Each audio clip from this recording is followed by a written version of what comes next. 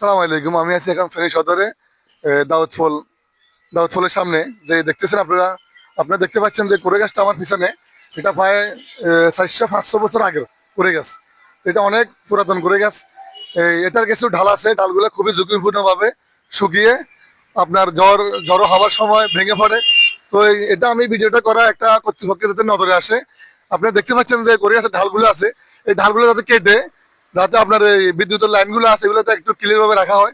এই ঢালগুলোর কারণে বড় ধরনের একটা ঝড়ো বাতাসের সময় বা ঝড়ো হাওয়ার সময় দুর্ঘটনা ঘটতে পারে।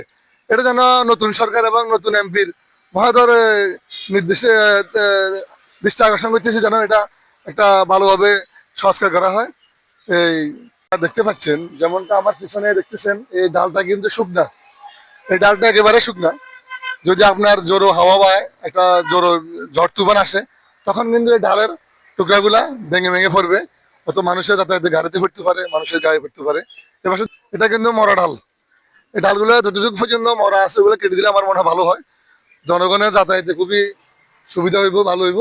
আর এটাও দেখেন, এটা দেখো, এটা কিন্তু ডাল মরা। মানে দেখতেছি আমি অনেকগুলো ডাল মরা ডাল পড়ে দিচ্ছে।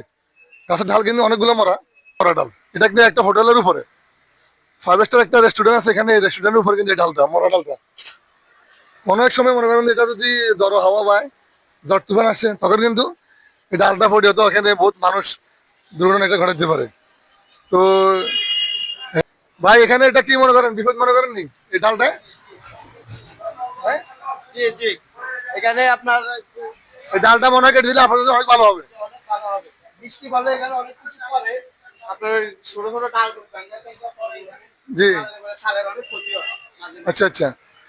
তো আমি যেমনটা দেখতে পাচ্ছি সবাই বলতেছে যে এই যে মরা ডালগুলো আছে এই ডালগুলো যেন কেটে দেওয়া হয়, যেন এটা কর্তৃপক্ষের নজরে আসে। তো ডালগুলা কেটে দিলে মনে করেন যে মানুষের এখানে যাতায়াতে সব দিকে সুবিধা ভালো হইব। একটা মরা ডাল ছিল মোটা, এটা কেটে দিছে। তো এটা কেটে দেওয়াতে অনেকটা ভালো হয়েছে। তো বাকি সামনে কিন্তু আরো একটা আছে, ওই ডালটা কেটে দিলে বিদ্যুতের লাইনটার জন্য অত্যন্ত ভালো হবে। তো আজকে এ পর্যন্ত। আসসালামু আলাইকুম।